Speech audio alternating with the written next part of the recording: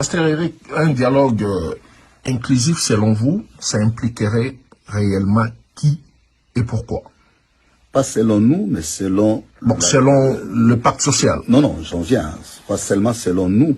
Je dois juste enrichir en disant, contrairement au début de l'année 2025, où nous étions presque les seuls à promouvoir l'idée d'un dialogue national inclusif, aujourd'hui, c'est un narratif qui a pris place à tous les niveaux et à tous les mécanismes internationaux.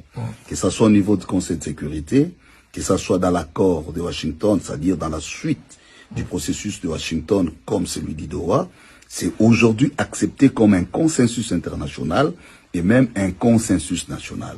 Et donc, que cela apparaisse clairement dans la rhétorique ou dans la narration du président Tshisekedi, c'est déjà une évolution. Donc ici, je voudrais juste qu'on comprenne, ce n'est pas une demande expresse des églises qui est un dialogue inclusif, c'est un consensus national et international. Et puisque vous demandez quelle est la compréhension, pour nous, c'est avec tous les acteurs concernés ou impliqués dans les conflits. Dont ceux qui ont pris les armes. Dans ceux qui ont, comme ça, on l'a dit, c'est pourquoi nous sommes allés à Goma dès les débuts, parce que nous avons reconnu la responsabilité de ceux qui ont pris les armes, et tous les autres acteurs qui n'avaient pas pris les armes, nous les avons vus. Donc pour nous, l'inclusivité doit être le mécanisme qui arrive à résoudre les conflits. Mais est-ce que ça ne serait pas un mauvais exemple en se disant, puisque vous avez, pour avoir droit au chapitre et donc droit à la table du dialogue, prenez les armes?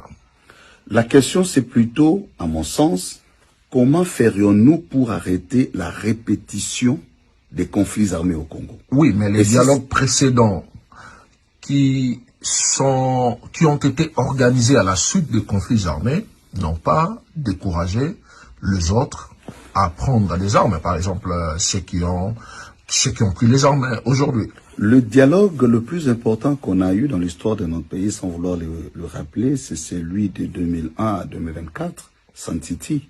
Et vous savez qu'à la suite de ces dialogues, il avait été mis en place des mécanismes de justice transitionnelle, notamment la commission Vérité et Réconciliation. J'entends souvent ces débats quand les gens estiment que les dialogues n'ont jamais résolu les conflits. C'est faux. Dans l'histoire des conflits au monde, même quand nous évoquons la question de justice transitionnelle, c'est un mécanisme post-conflit. Le problème, c'est quand il y a cessation des hostilités, quels sont les mécanismes que nous mettons en place pour garantir la non-répétition des conflits? Mais il y a la Constitution, il y a les élections. La Constitution, les élections ne sont pas des mécanismes. Ça, ce sont des fondements existentiels d'un État.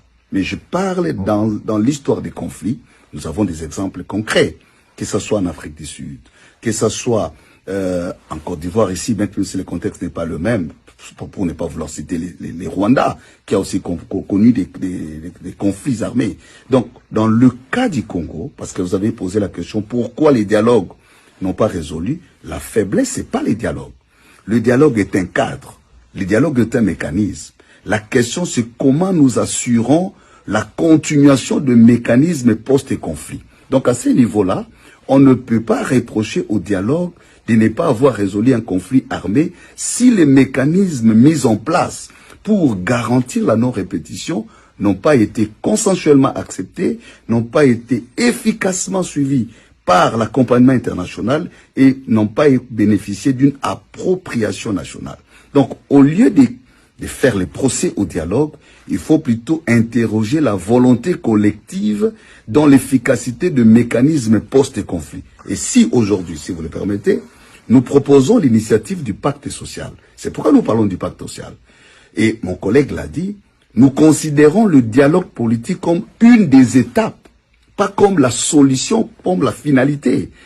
Lorsque vous pensez que le dialogue politique est une finalité, alors nous allons nous arrêter sur le partage des postes, nous allons nous arrêter sur les consentements des belligérants. Mais lorsque vous faites les processus tels que nous l'avons proposé, c'est-à-dire nous dépassons le dialogue politique par d'autres mécanismes d'accompagnement des résolutions. Oui, mais la Constitution encadre tout ça. La Constitution ne règle pas les questions des conflits armés. La Constitution pose l'agencement du pouvoir politique. encadre. On peut dire que ça règle parce que la Constitution interdit les recours aux armes. Mais justement, vous faites, la Constitution, c'est la loi. La loi donne ce qui doit être. Mais un conflit est un fait qui apparaît, un phénomène dans la société. Je ne suis pas en train de dire que la Constitution ne prévoit pas le mécanisme d'éviter les conflits. D'ailleurs, elle proscrit les recours aux armes pour accéder au pouvoir. Mais ici, moi, je vois dans l'approche de l'analyse du conflit. Nous sommes déjà devant une situation de fait. Le conflit est là. La question, est-ce que c'est par les mécanismes constitutionnels qu'on pourra arrêter les conflits armés? Vous et moi, nous savons, non. Sinon, on ne parlerait pas de dialogue. Le fait même de parler du dialogue, c'est un recours extra-constitutionnel et même extra-institutionnel parce que la situation qui est là n'est pas gérée par le mécanisme constitutionnel. Monseigneur Domitien Chollet,